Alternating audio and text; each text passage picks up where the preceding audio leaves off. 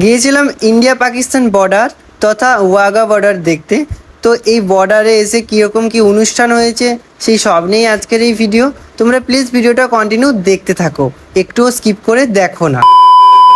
So welcome back to my new video guys. কেমন আছো তোমরা? আশা করছি তোমরা অনেক ভালো আছো। তো তোমরা তো অনেকে জেনেই গেছো টাইটেল, থাম্বনেল এবং এই ভিডিওর ইন্ট্রো দেখে আজকের এই ভিডিওটা কি রিলেটেড ভিডিও।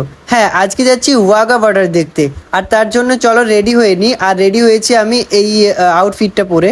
তো চলো এখন আমরা যাচ্ছিলাম সেখানে। তো সেখানে যাওয়ার আগে তোমাদেরকে আরও কিছু এখানকার দৃশ্য তোমাদেরকে শেয়ার করলাম। তো ফাইনালি আমরা সেখানে পৌঁছেই গেছি, আর এখন গালে জাতীয় পতাকার যে রং সেটা রাঙিয়ে নিচ্ছিলাম গালে আর কি। তো চলো রেডি হয়ে গেছে পতাকা। আর এই পতাকাটা তোমাদের কিরকম লাগলো অবশ্যই কমেন্ট বক্সে লিখে জানিও। তো এখানে ঢোকার জন্য কিছু রুলস রয়েছে, সেই রুলসগুলো কি কি সেটাই তোমাদেরকে শেয়ার করব।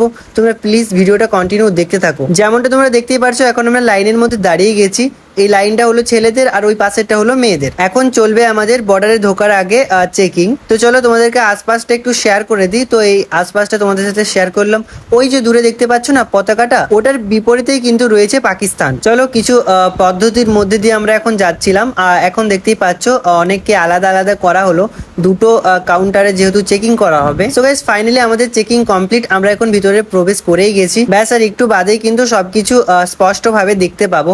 এখন তোমাদেরকে দূর থেকে দেখিয়ে দিলাম এখানে ইন্ডিয়া পাকিস্তানের পতাকাটা যেগুলো রয়েছে, আর ওই দূরে রয়েছে কিছু সামগ্রী যুদ্ধের। তো সেগুলো তোমাদেরকে শেয়ার করব।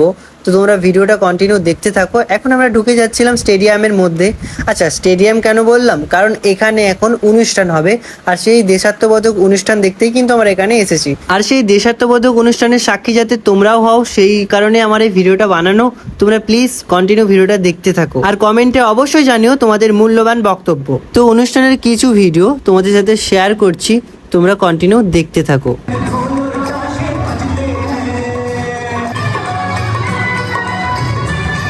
তো গাইস ভিডিওতে কপিরাইটস ক্লেম এসে যাবে, তার জন্য ভিডিওটা কেটে কেটে দিয়েছি।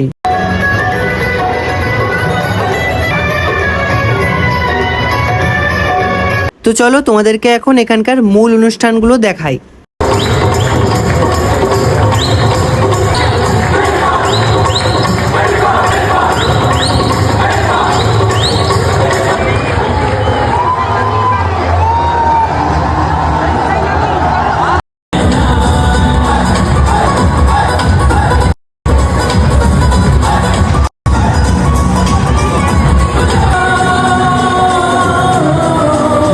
আচ্ছা গাইস, তোমরা কি একটা জিনিস লক্ষ্য করেছো?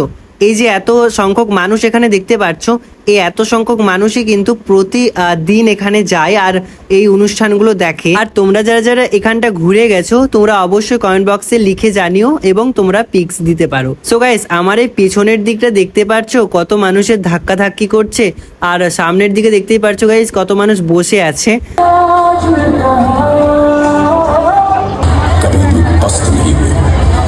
आज विश्व की सबसे बड़ी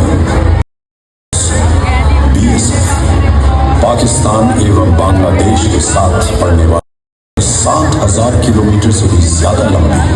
তো এখানে স্ক্রিনে এখন বিএসএফ নিয়ে কিছু ভিডিও সেখানে চলছিল, তাদের কৃতিত্ব সম্পর্কে।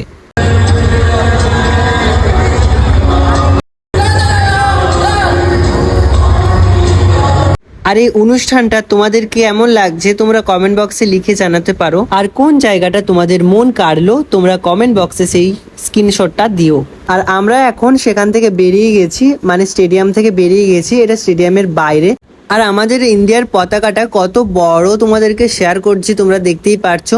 তোমরা যদি গুগল ম্যাপ খোলো এবং এই জায়গাটা সার্চ করো, তাহলে কিন্তু তোমরা এই গুগল ম্যাপের মধ্যে এই বড় বড় পতাকাগুলো দেখতে পাবে। আর এখানে ছিল কিছু সেলফি জোন, আর আমি চলে গিয়েছিলাম এখানে একটা বোটের কাছে। এই বোটটা যুদ্ধের সময় ইউজ করা হয়েছিল। আর এই যে প্লেনটা দেখছো ছোট, এই প্লেনটাও কিন্তু ইউজ করা হয়েছিল যুদ্ধের জন্য, এমনটাই শুনলাম এখানে, তাই এমনটাই তোমাদের সাথে শেয়ার করলাম। কেমন লাগলো তোমাদের ভিডিওটি কমেন্ট বক্সে লিখে জানাতে পারো।